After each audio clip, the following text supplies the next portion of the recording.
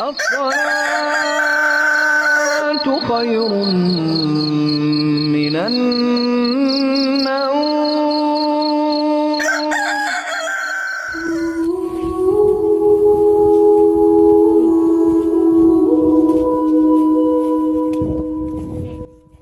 Siapa sangka, di sebuah kampung kecil yang sunyi di Siak, Riau, terjadi tragedi yang mengoyak nurani.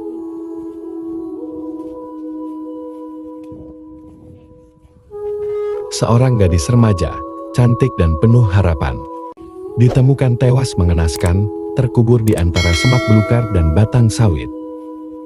Tubuhnya membusuk, terkubur dangkal di bawah tanah liat, dan yang lebih tragis, pembunuhnya bukan orang asing, tapi mantan pacarnya sendiri, seorang remaja yang seumuran dengannya.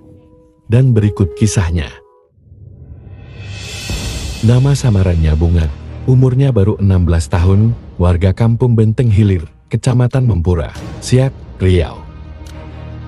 Bunga seorang siswi SMA yang dikenal aktif, ceria, dan akrab dengan teman-temannya. Pada Rabu 2 Februari, sekira pukul 12 WIB, Bunga chatting di Messenger akun Facebook dengan temannya Amin. Bunga berencana meminjam uang sebesar 500.000 kepada temannya Amin dengan alasan ingin membayar hutang. Namun kebetulan ponsel Amin dipegang oleh Sas ketika itu.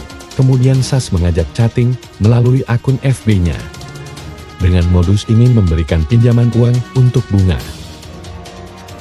Setelah ada kesepakatan, sekira pukul 5:30 sore, Bunga datang seorang diri dengan menggunakan sepeda motor Honda Vario warna merah. Bunga berhenti di simpang rumah Amin, lalu dihampiri oleh Sas. Sas kemudian memboncengi Bunga ke arah kebun sawit milik kakeknya dengan alasan meminta uang sama ibunya. Dan setelah beberapa saat mereka tiba di kebun sawit itu, Sas memberhentikan sepeda motor di tepi jalan, lalu dia masuk sendiri ke dalam kebun sawit. Tidak lama kemudian, Sas pun keluar dari kebun sawit, namun tidak membawa uang tersebut. Ia mengatakan kepada Bunga, ibunya ada di pondok, dan mau memberikan uang jika bertemu langsung dengan orang yang meminjamnya. Tanpa menaruh rasa curiga, Bunga akhirnya masuklah ke dalam kebun bersama Sas itu. Setelah tiba di pondok, Sas langsung mencekik Bunga dalam posisi berdiri dari arah belakang. Ia mencekik Bunga hingga lemas, kemudian memperkosanya di dalam pondok itu dan mengikat mulut Bunga dengan kain. Tujuan mengikat mulut Bunga agar Bunga tidak berteriak. Saat itu, Sas melampiaskan nafsu bejatnya kepada Bunga yang tidak berdaya. Setelah puas melampiaskan nafsu bejatnya, Sas kembali mencekik Bunga sampai meninggal. Kala itu posisi Bunga tertelentang hingga tidak bergerak lagi. Kemudian Sas menarik tangan Bunga dari atas pondok hingga Bunga terjatuh. Sas kemudian menarik tubuh Bunga sekitar 20 meter dari posisi pondok. Sas juga sempat memotong urat nadi tangan kanan Bunga dengan menggunakan pisau yang sudah disiapkan Sas dari awal. Kemudian Sas membawa mayat Bunga ke semak-semak dan menutupi mayat Bunga dengan dahan kayu. Setelah itu Sas pulang ke rumah. Kini, tubuh yang malang itu tergeletak di antara batang sawit, sendirian, tanpa suara. Sampai ke rumah, Sas tidak bisa tenang. Dia gelisah dan terus berpikiran karena mayat Bunga masih tergeletak di kebun yang cuma ditutupi dedaunan.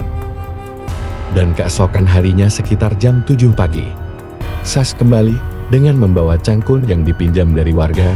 Dia menggali lubang kecil dan menimbun tubuh Bunga dengan dangkal, sehingga jari tangan dan kakinya masih nampak keluar. Kemudian dia tutupi dengan ranting dan daun. Motor milik Bunga disembunyikan, bajunya dibuang ke parit, HP-nya diambil, dan Sas kembali ke rumah, seolah-olah tak terjadi apa-apa. Hari berganti, Bunga tak kunjung pulang.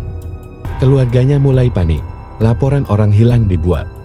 Teman-teman mencoba menghubungi, tetapi hasilnya nihil.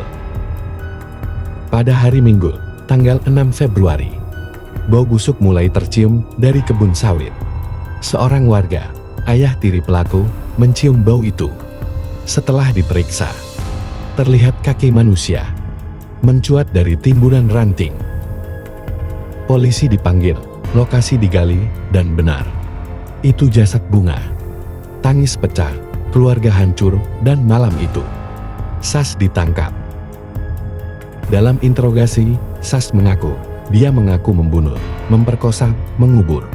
Polisi menyita barang bukti lengkap, motor, handphone, cangkul, pakaian korban. Sas dijerat pasal berat, pembunuhan berencana dan pelecehan terhadap anak. Ia dituntut 10 tahun penjara. Diadili sebagai anak di bawah umur. Kasus ini adalah cermin bahwa tidak semua wajah yang tersenyum adalah teman. Bahwa cinta remaja yang tanpa bimbingan bisa berubah menjadi tragedi. Semoga Bunga mendapat keadilan. Dan semoga kisah ini menjadi pelajaran untuk kita semua. Terima kasih sudah menyimak kisah nyata ini. Jika menurut kalian cerita ini penting untuk diketahui lebih banyak orang, silakan like, share, dan tinggalkan komentar. Sampai jumpa di episode berikutnya, yang akan mengupas sisi gelap lainnya dari balik wajah kehidupan.